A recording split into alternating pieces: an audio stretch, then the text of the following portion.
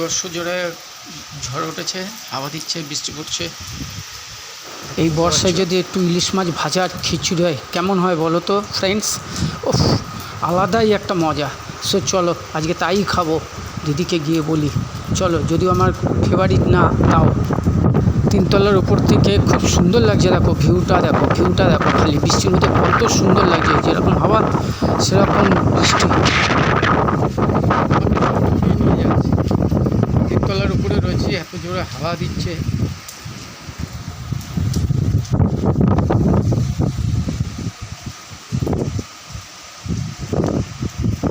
বিভৎস জোরে। গ্যাস, আজকে তো বাইরে বেরোতে পারছি না, বৃষ্টির ওয়েদার দেখে বুঝতেই পারছো। সো এই বৃষ্টিতে খিচুড়ি ইলিশ মাছ ভাজা হলে কেমন হয়, হেভি হয়। সো আজকে আমাদের ইলিশ মাছ ভাজা আর খিচুড়ি হয়েছে, খুব মজা করে খাবো। আমার দিদি রান্না করেছে, তারপরে খেয়ে কীরকম টেস্ট হয়েছে তোমাদের সাথে শেয়ার করবো। চলো খিচুড়িটা নাড়া, দেখো কত সুন্দর খিচুড়ি হচ্ছে, ব্যাপক গন্ধ। বাসমতি রাইস, আলাদাই একটা সেন্ট। এখানে দেখতে পাচ্ছ ইলিশ মাছ ভাজা হচ্ছে, বেগুন ভাজা, পটল ভাজা সব একসঙ্গে বসিয়েছে। কারণ ইলিশ মাছের যে তেলের যে গন্ধটা, সে সেন্টটা, এই সেন্টের মধ্যে যে বেগুন ভাজাটা বা পটল ভাজাটা এর আরও টেস্টফুল হয়। তোমরা একদিন করে দেখো রেসিপিটা, তাহলে বুঝতে পারবে।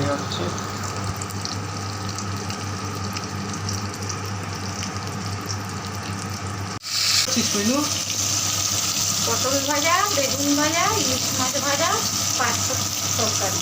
বাহ, তরকারিটা খুব সুন্দর। এই যে দেখতে পাচ্ছ তরকারি আগেই হয়ে গেছে 5 মিশালি। এদিকে হচ্ছে পটল ভাজা,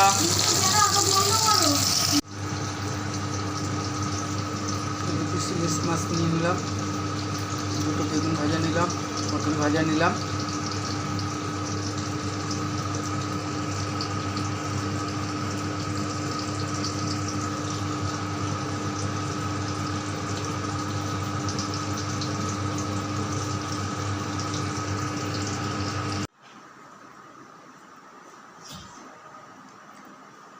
বাহ, হেভি টেস্টফুল হয়েছে, মানে এত সুন্দর হয়েছে। সব ধরনের মশলা দিয়ে খিচুড়িটা করেছে, বাহ, মানে কিছু বলার নেই। কি বলবো, হা হা হা, কি খাচ্ছি, ওফ। মানে আমি খিচুড়ি খাই না, আজকে যেন মনে হচ্ছে যেন অমৃত খাচ্ছি, হালুম হালুম করে খাচ্ছি, অমৃত খাচ্ছি। ওফ, হেভি হয়েছে, কোনো কথাই হবে না। ওহ, মাছ ভাজাটা যা টেস্ট না। এই যে দেখো কপি, এই যে মাছ দেখতে পাচ্ছ, এই যে সাথে বেগুন, ওফ, একসাথে মিশিয়ে খাচ্ছি না, কিছু বলার নেই, কিছু